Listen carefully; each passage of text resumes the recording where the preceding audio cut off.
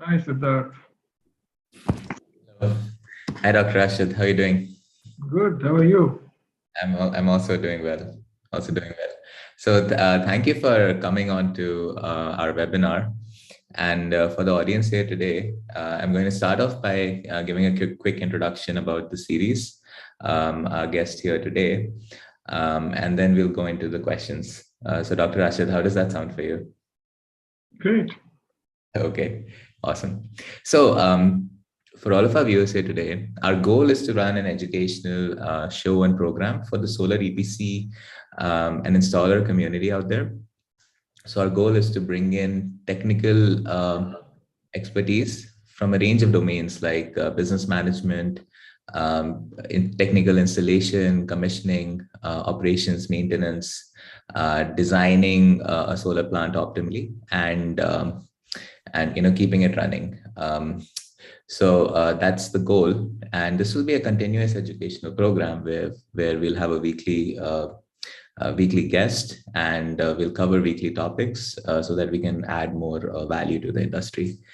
So that's about the series. Dr. Rashid has kindly consented to be our host today, and he will be talking about managing solar and the secret sauce of making profits.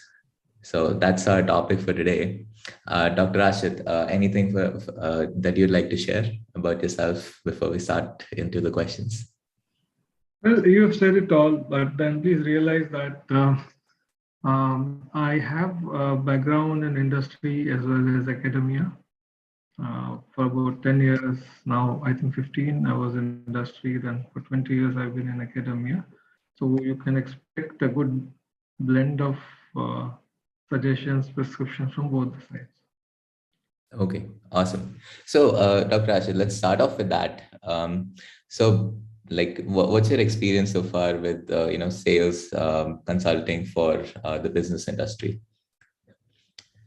Yeah. So you see, I have I started off on the shop floor long back, Mm-hmm. even when I was studying, where I did my summers there, and then I moved on to sales because sales is one area where the action is, right? And on the shop floor, the experiences are different. You are dealing with a lot of. I was into textile sector, and before that in chemical, rotary printing, and so on. So there you deal with a lot of laborers, supervisors, and so on. But then when it comes to bringing in revenues, it is the sales which matters, right? So that is what brought me into sales. And then at the top of my mind, the question has always been, how can we ensure that the sales stream remains continuous?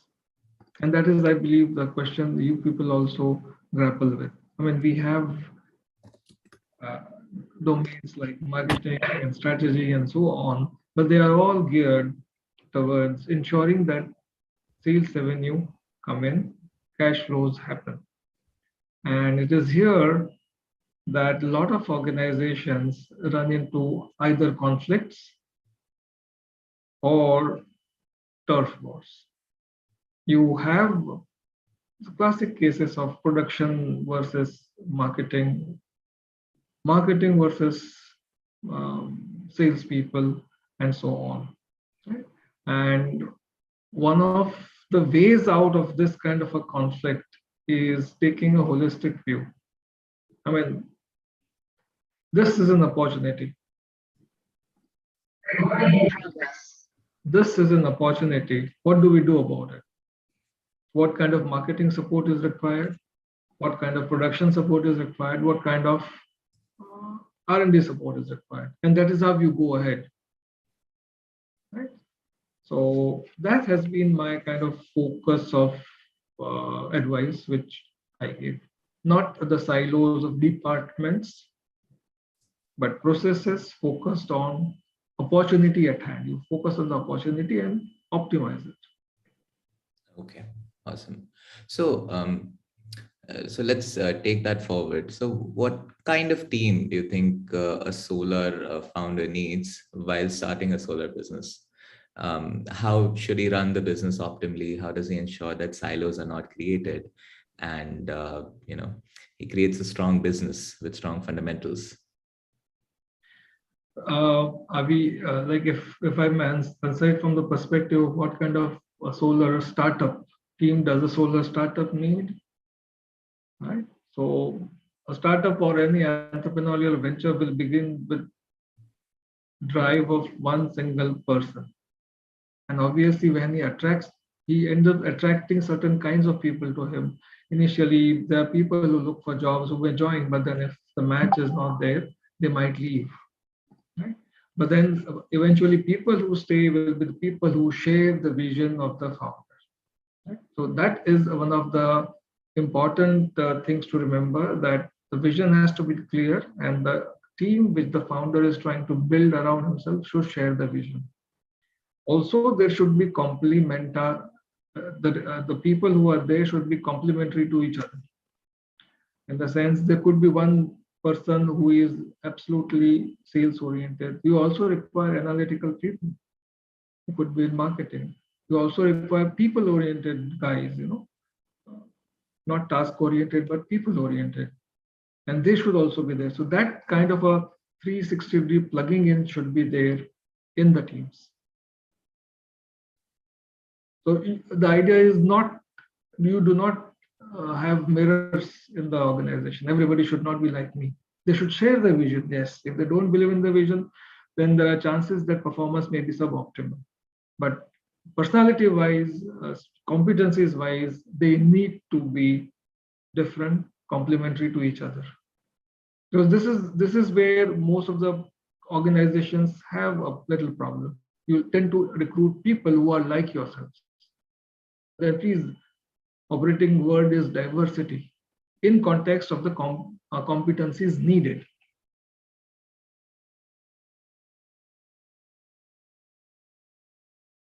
You're silent. So obviously the solar market is quite competitive from an installer point of view. And I think in general also the job market is better than it's ever been for people and talent to flourish and to find the right opportunities. So how does a solar business attract the top talent? What are the things that the founder or the founding team should have? What kind of culture should they be looking at creating, and how do they effectively attract the top talent and retain them? Yeah, I think it's a very important question from the perspective of organizations which are growing. Um, Please realize, if I may take the academic route, that is this Maslow's need hierarchy that operates in every situation, including attracting people. What is it that you are offering? Is your company attractive enough to hold the attention of somebody who is looking for a job, particularly the kind of talent you want? Are you in the radar of that person? What is it that makes your company attractive? It is just the paycheck. Please realize that designation is also a social currency, right? So imagine two children playing, and one child is telling, my dad is a sales guy. Another guy is telling that my dad is a sales manager. There's a huge difference. They might be doing the same job, right? So you have to use those social currencies. Is your company known for something which is good in the society? Do people in the society look up to you? Here we are talking of the importance of building the corporate brand, right? Because it ends up not only attracting investors to Series A, B, C, but also good talent. It should be known to the target audience, in this case talent, that you are going places, and the right kind of information flows should be emanating from your communications department. Right? Also, please realize that when there is a lot of competition and not enough people are there, particularly when you're looking at filling in senior roles, you can look at transferability of skills. Somebody is good in strategic planning in X industry, perhaps can learn the ropes of your dynamics of your structure of your industry and perform there. Same thing is true for sales guys. So essentially, you try to build the brand around visibility in the given segment and kind of image you have comprising of strong, favorable, and unique associations which are of relevance to that particular audience. In this case, the talent. So you talk of paychecks, you talk of kind of work-life balance, right? And kind of growth opportunities. So supposing you were to communicate to them that when we take in people, we actually building for the next level.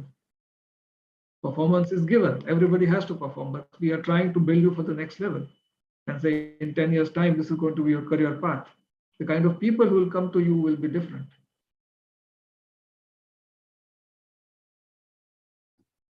Absolutely. So, what are challenges that a company might face when lateral hiring from another industry, right?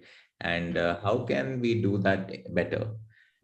Yeah. So very interesting, tricky question. Because what happens in any kind of lateral hiring is particularly we also have to factor in the ages of people who come in, right? The older you grow, propensity to change little it kind of goes down because the success patterns in the mind are of a different type. You have performed in a certain manner and that you have seen happening. Therefore, you tend to kind of be skeptical about how things might be happening in this organization if the culture is different. So the clash of culture happens, right? But please realize that all culture begins with a set of explicit and unsaid values. The first things which needs to be done is to kind of acclimatize or expose the incumbents and the team as to what values does the organization have. Some values will be timeless, some will evolve. So regular sessions on what values are we living will help in this kind of assimilation, right? And then once the values kind of are absorbed, patterns of behavior will emerge, and then culture will be built. Right? Understood. So, so what have some of your learnings been while working with more traditional businesses? What are some takeaways that solar installers, which is a more service-oriented business, can take away again from a lateral point of view? And what are the best practices that we can incorporate into the solar industry? Right. There is a fundamental difference which I see in startups and the traditional businesses. Mind you, I have worked immediately after MBA and even before that in Surat with Marwadis, and I have huge respect for them. They are ruthlessly focused on where the profit is, right? And how can we optimize the profits? And incidentally, I've seen that I've worked with other groups also. They pay the employees very well. They demand the returns on the payments they're making, but they keep that thing very generous. And people like employees do not have to worry about paycheck, that something might go wrong. Also, I do not know as of now what happened in COVID because I'm not with them right now. But otherwise, they keep you very comfortable. But yes, the focus is on how do we make money. What happens on the startup side is people are kind of driven by need to innovate. So you may innovate because you have a certain brilliant idea.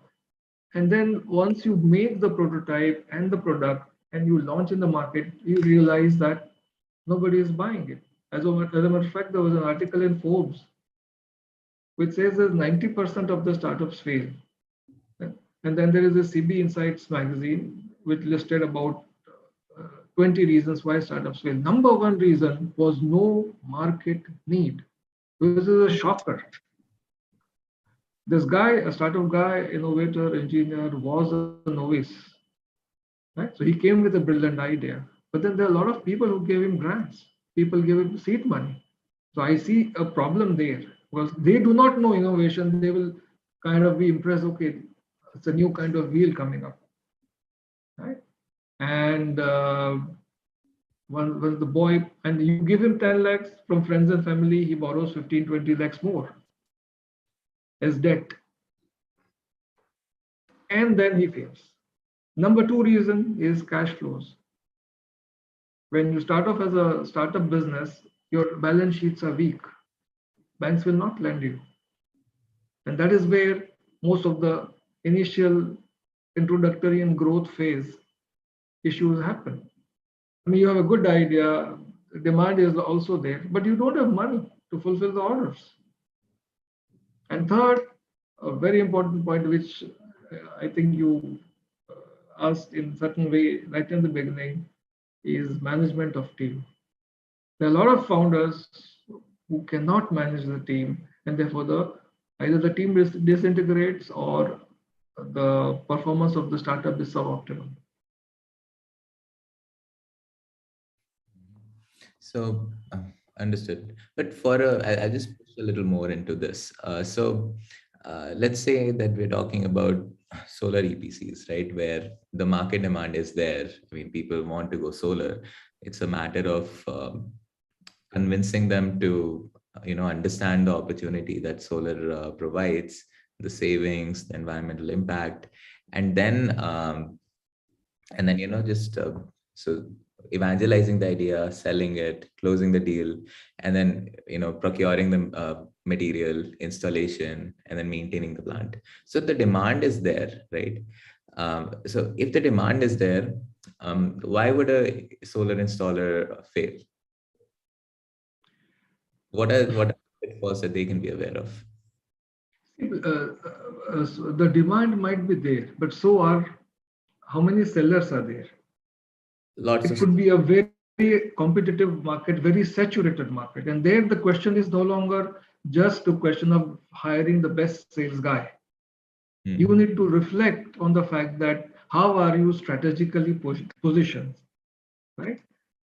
So there are, again, drawing on the theory part, there are generic strategies for building competitive advantage. I mean, you could become a cost leader, you could differentiate yourself, or you may have a focus strategy. Right? I understand that your industry operates on three basic parameters.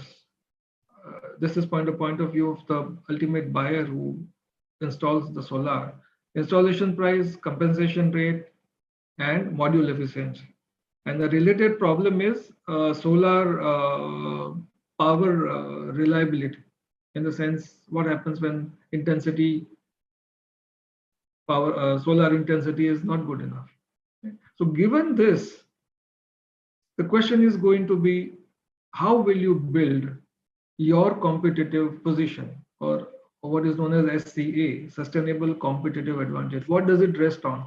If the market is growing, which means people are free to grow, yes, you can focus on growing your market share, growing the market itself, and so on. But if the market is saturated, you can grow only by taking away somebody's share.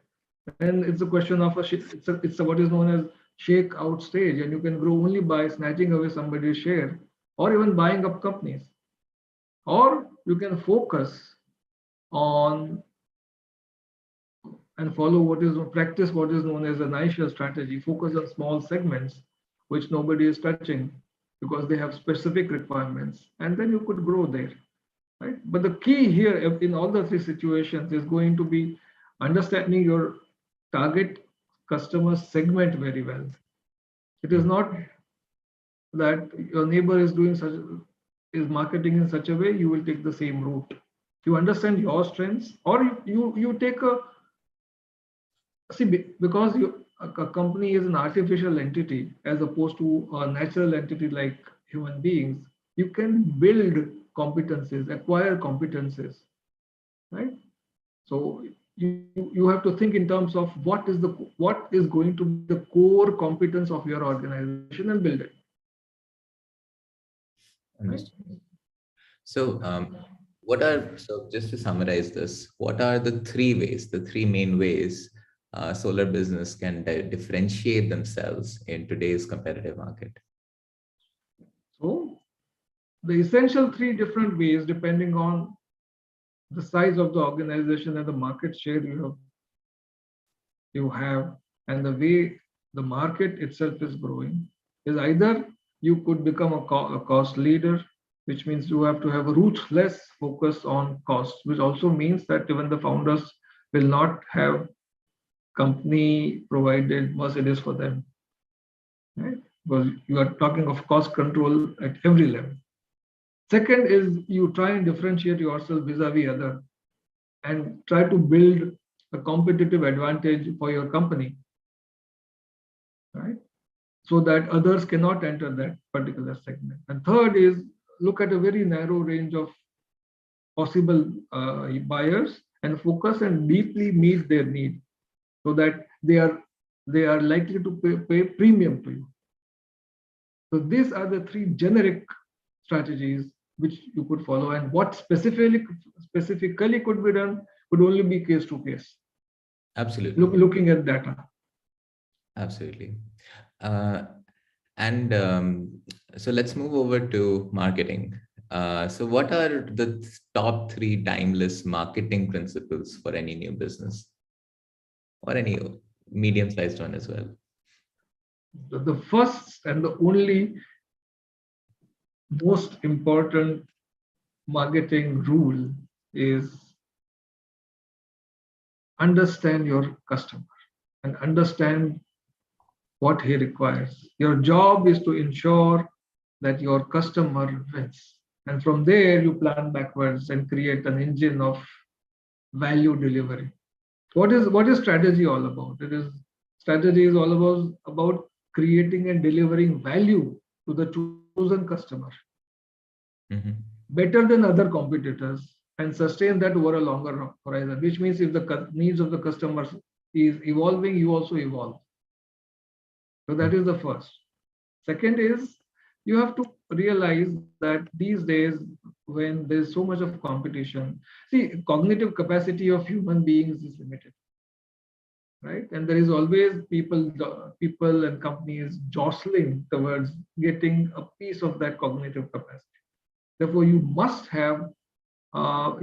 strive to develop a very strong brand, right? Brand, as I've said, comprises of visibility and associations, strong, favorable, and unique associations. So visibility and image are two things we have to be very, very focused upon.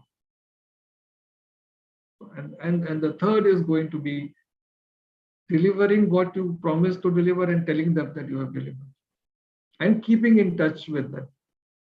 At the end of the day, what operates in most competitive environments is customer lifetime value.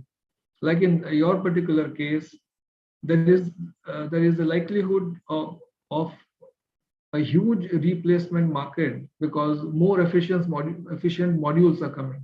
So what was earlier thought of that replacement, the life will be 30 years, maybe now it will be much less.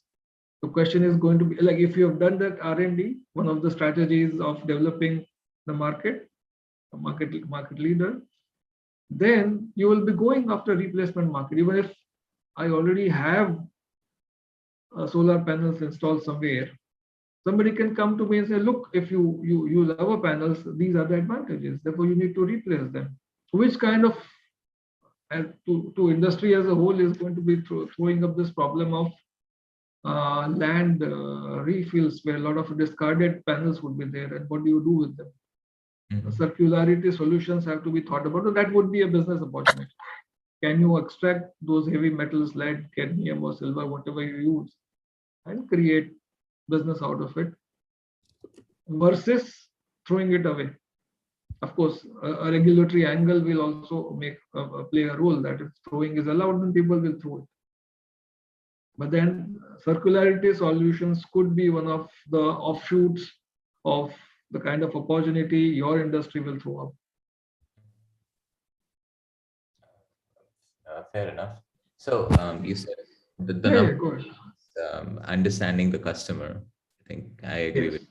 completely paramount because everything has to be delivering value to the customer. As they win, we win. And if the organization is structured as a value deliverer to the customer, then I think that's a very nice way of growing because you can then articulate to other prospective customers as well on what their needs are and what you can do for them.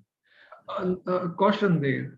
What happens is, because we have been in industry for 30 years, we think that we know the customers. Now that is another cardinal blunder. Never take customer for granted. Never assume. Ask the person, what is it that you require? Is our value proposition meeting your requirements? So if I may draw from qualitative research, there's this methodology of phenomenology where you create something called, there's a technique called bracketing or repoaching. You take that approach. You do not assume anything and ask. Let him articulate. Absolutely. Zero-based approach. Got it. Got it.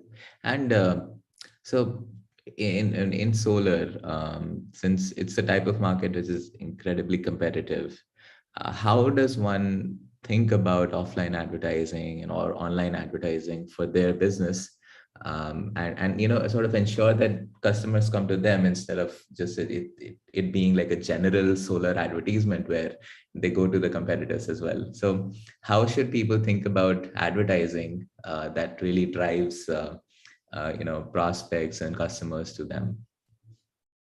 Right.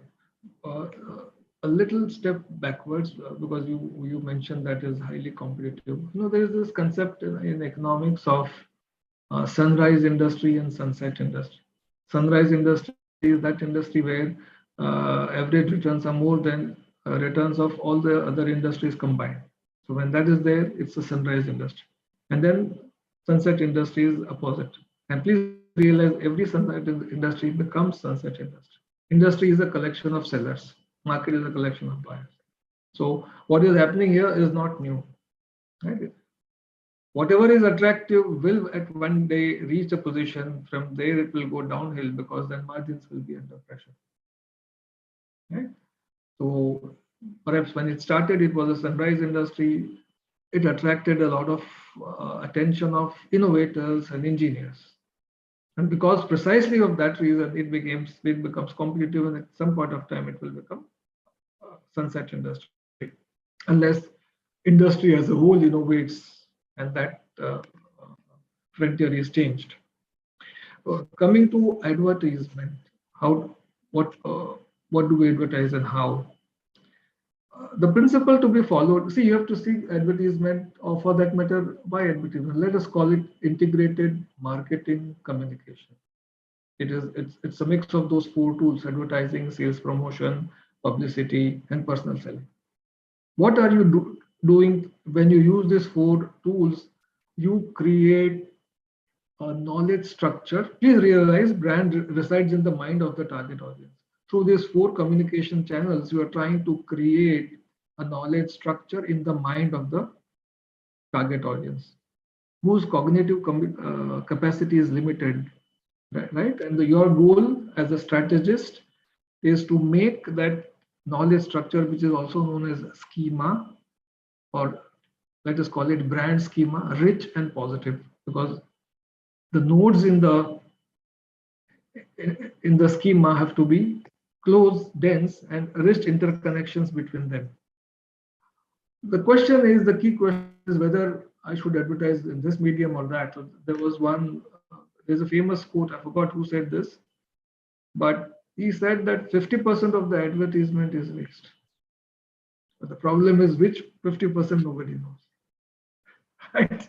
So you are stuck with spending 100%. So you have to look at any communication medium as a pipeline which carries your message up to the target audience. And you have to identify what is that medium. For example, if the decision maker is a business person like you, what is the likelihood that he's going to watch TV? And then when he's watching TV, he's receptive to business ideas, business pitches there, or Facebook or LinkedIn. Okay, so that closeness to customer will give you this information. One is general broad horizon, like we see a lot of big brands advertising, putting banners on the boundaries of the cricket matches. So that creates kind of general awareness. Okay, such a company exists. It is not coming from us. When the salesman knocks, he knows, okay, he's from that company. Do we have that luxury right now? Because it's very costly. Second is a targeted approach. I mean, when you know that your customer is anxious about these things in under these situations, for example, light bills are huge, right? And he is anxious at that point of time. Can you target that communication to that person? Right? So that should determine the choice of what advertisement should be there. Instead of going for generic digital karlo, print advertisement medalo, and so on. But then since 50% of mass advertisement is wasted, it is better to go for a targeted approach. So if you are spending time with your buyer, then you will know when to talk what. And please realize it is never one advertisement. Your ultimate goal is to create that schema in the mind. And every medium has its plus and minuses. If you're using mass media, for example, getting spokesperson who are celebrities, you have advantages of creating certain images. When you have a very pleasing personality, strong personality, wala sales guy, he has another role to create in that schema, right? What sales promotion scheme you have, that also communicates, and therefore it creates a certain richness in the scheme. So it's a mix of all. So basically, know the customer, find out where they're hanging out, and hang out with them. Hang out with them over there. That is why a lot of big businessmen go to clubs. Okay. So it is not just drinking for the sake of drinking. So they have to smell where the profit lies. That is a trick, you know. Some of you have this nose which can smell money. Fair enough. Also, just coming back to the, your Marwari versus, the general business profit smelling statement, right? So see, there are ways where you can, let's say, I do a big project right now. I can choose to take some money out and really optimize that, or I could choose to invest in a longer term strategy for the business, right? And then that will grow the business out in the longer run. But obviously, I don't make any profit today, right? So what's your thinking about that? How do very new businesses think about it? How do medium-sized businesses think about it? And what's the right framework to decide whether to take in a profit or let that remain in the company and then let it grow? It depends on the market opportunity. When the market is growing, see, there is something called PLC, product life cycle. So there is introductory phase, growth phase, introduction, growth, stability, and decline. So that is how the cycle operates. If there is a lot of growth opportunity, and growing requires scaling up and it requires money, so it will make sense to kind of plow back the profits into the operations. Right. So essentially, you take a decision based on, do we have the opportunity? Should we capitalize it on now? Because ultimately, everybody is jockeying for a certain space in the market. A rough variable for what is market share. So you have to, in whatever segment you are operating, you have to become a dominant player in that particular segment. So that kind of fortifies your competitive position. So to do that, what is required now? If you're on a growth phase, it will make sense if you keep growing. But of course, it also reflects on the personal needs of the founders and so on. If he is wanting to cash out, you know, options are different. Right. Absolutely. It's just something that, we're always in two minds about, right? Yeah. Obviously, start the business to find, to, fulfill your vision and your passion. But obviously you want to monetize that and make some for your family and for yourself as well. Yeah. It's always a thin line between, reinvesting versus taking out. And it's always a difficult line that you have to draw. It's a very difficult line. How to decide the percentage that I'll plow back 50% and 50% I'll capitalize, invest elsewhere, including liquid assets and so on. Absolutely. But it will, from case to case basis, depending on the personal pressures, the management can decide. This question is also, for example, if you're a very big corporate and you realize, I think Tatas are like that a lot of holding is there from Tata's trusts. Now, trusts are dependent on dividend income, right? So the pressure or expectation of their investors, which in this case is trust, is they will give us regular income. So dividend has to be given, which means that if growth opportunity is there, they will raise from the market rather than sharing from the profits. So that kind of balancing has to be done. Understood. And on the same line, obviously we're talking about a listed, a very large listed entity here. What can a smaller company do? Yeah. So once the pressure is there, and you have to decide what is it that is important to you. Right? Some balancing is required. The question is what percentage? How do you, for example, as a founder, how do you see the growth of this industry versus there's this concept of opportunity cost? What is the opportunity cost of the money that you have?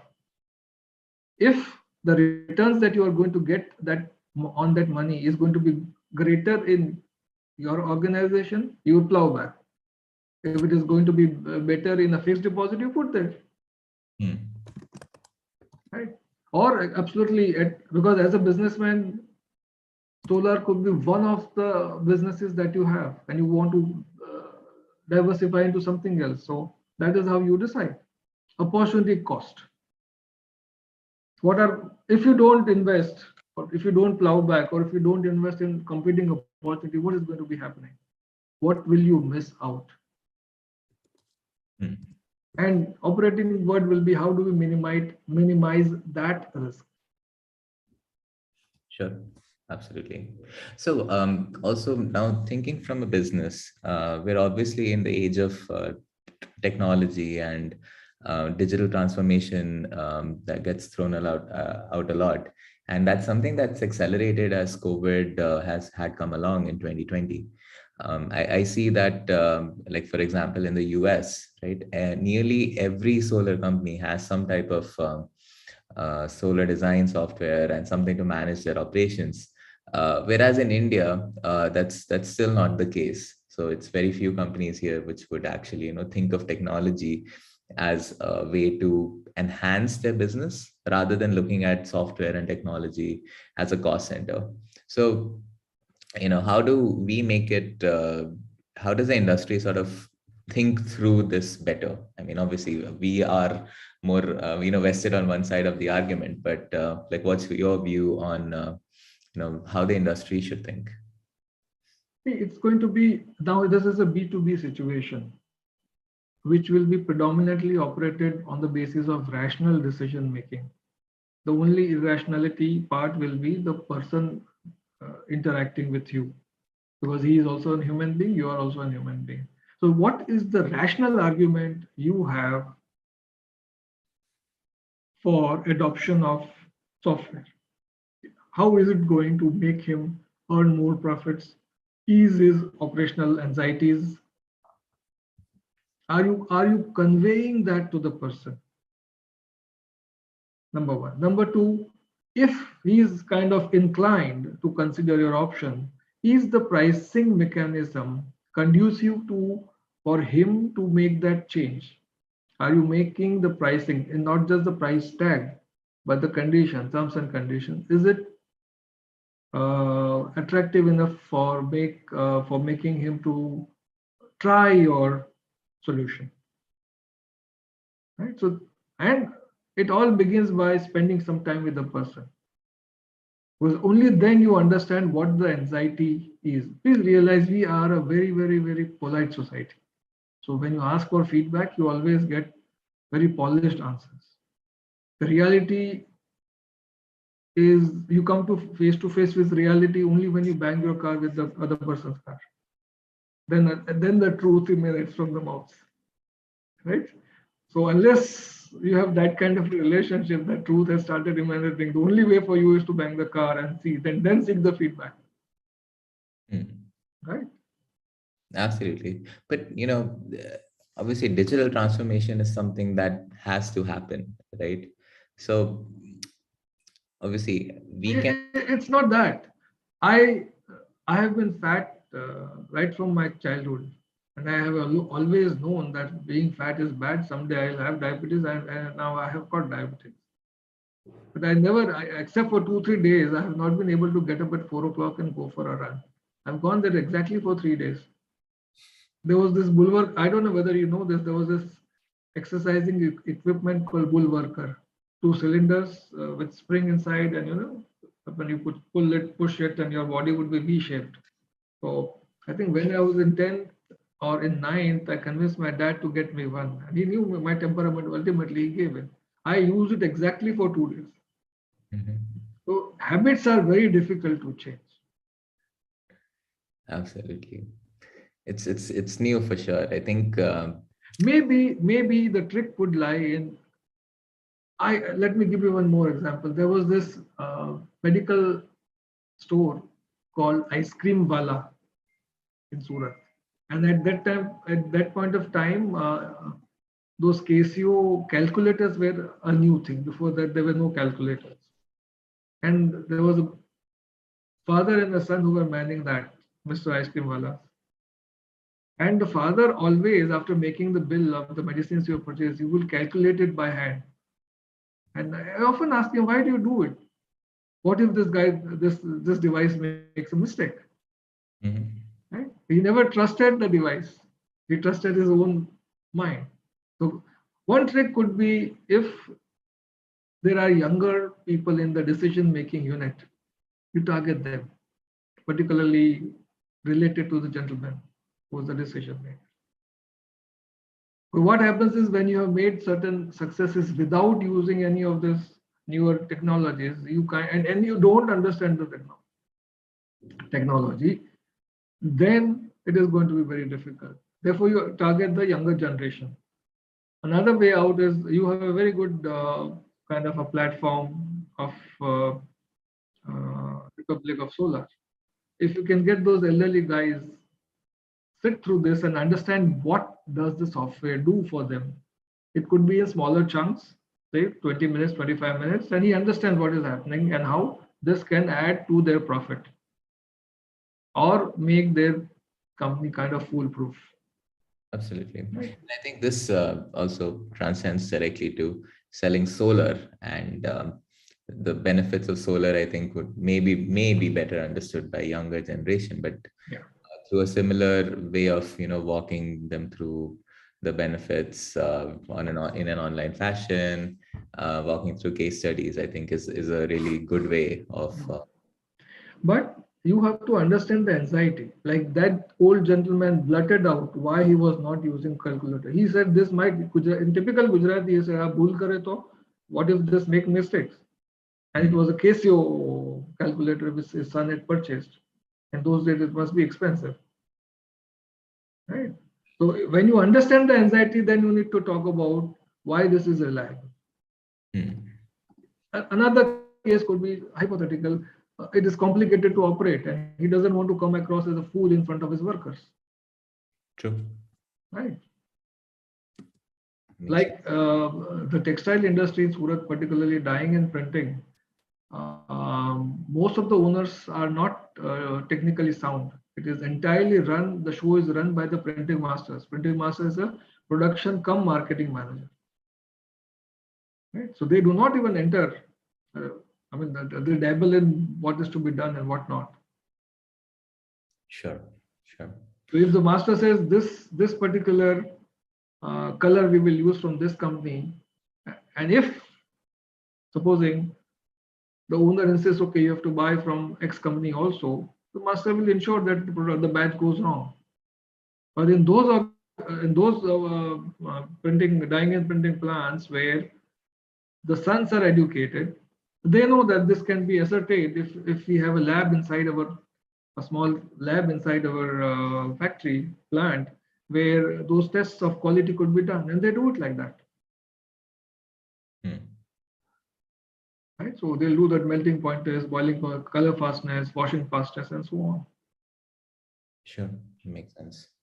Okay, so so anything that you have for us as the Solar Labs, any advice for us as to how we can help the community um, grow faster? Yeah. So one of the things that you have already started doing it, but please realize that one is you are talking to industry experts, you're talking to consultants, and so on. Also, if you can have this regular habit, or you can host programs, because there is a lot of reading material on what could be strategic options for companies or businesses per se. Could you have discussions around that? Mm-hmm. Could you have discussions on emerging technologies? If you can have that, if the master classes or refresher classes are there on that once in a month or so on, where particularly the kind of guys we were just referring to, they may not be inclined towards reading, but younger guys could do some reading, a problem statement.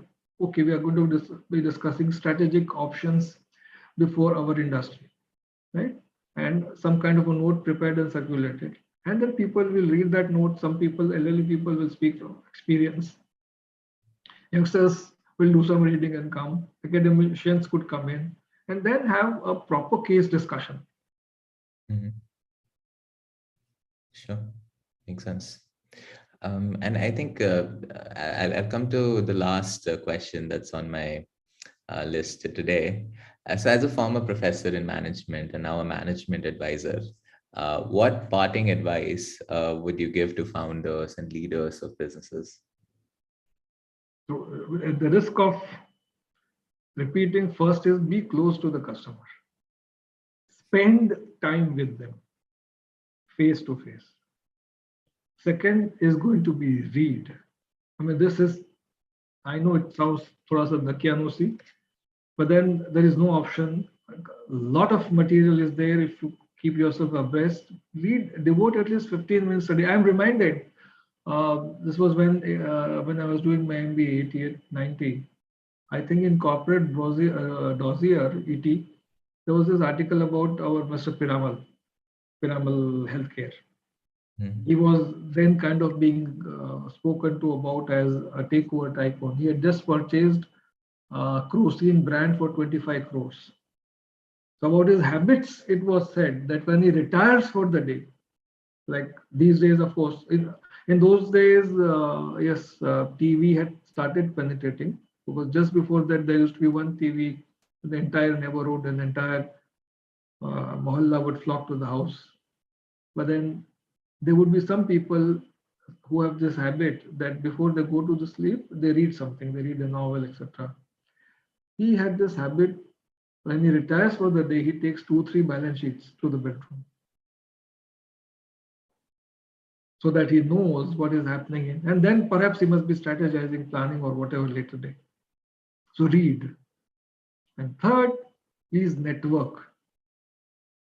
So this is going to be kind of your base thing, but also keep in mind the most important thing is going to be have impossible goals. I mean, uh, to as an academic, again, it kind of pains to see that most of the innovations that we are doing is essentially copying from what is happening abroad? Can you lead some breakthroughs which even US or Japan has not thought about? Because essential raw material of talent is there in India. Mhm. There are guys like you, there are other guys on the marketing side and so on. Can you develop some technology with then they source from India instead of we scaling down and using it here? Breakthrough innovations is something, a dream or a wish or whatever. Okay, awesome. All the best to you. Awesome. So I'll introduce one more. It's a rapid fire round. So the game is that you have to answer within like one word or a maximum of 5 words. Okay. So I'll ask you four quick questions, and like post that we'll conclude the talk here today. So number one, who's your favorite entrepreneur in the world? Favorite entrepreneur for me has been Dhirubhai Ambani, Okay. Which is your favorite book? which is my Which is your favorite book, management book? management book. My favorite management book is Consumer. There are two actually books, and of them, one is the book I am in love with.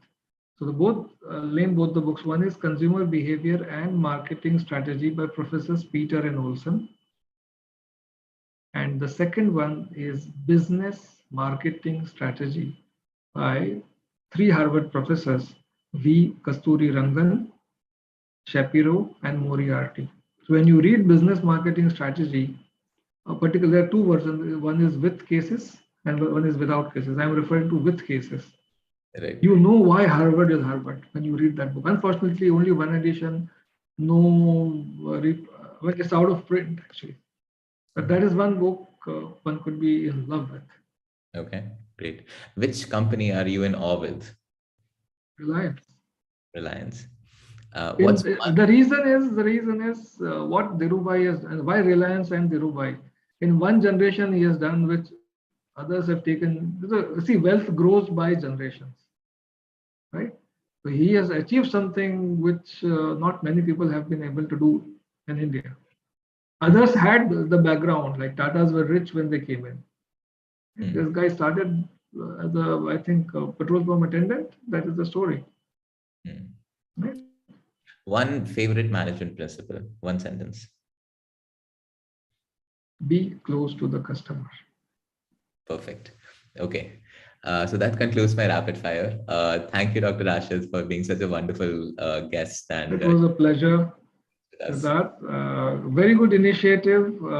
I hope you will build upon this because ultimately, to survive and grow and create those breakthroughs which academicians like me dream about, you will have to build in the competencies of the industry as a whole. Right? So build upon this, create those case discussions, industry problems, which could be discussed in a closer group, and let then the discussions be fed on to the government for policy making also. So you could invite not only professors and technocrats, but also policymakers in that groups, particularly with reference to your industry. Absolutely. I think that's one of the goals for us is to bring together stakeholders as well onto So one. instead of having case discussions in the classroom, you will have an open forum case discussions. That's that's one of our goals. Good. Okay. Thank you. Most welcome. All the best. Rest.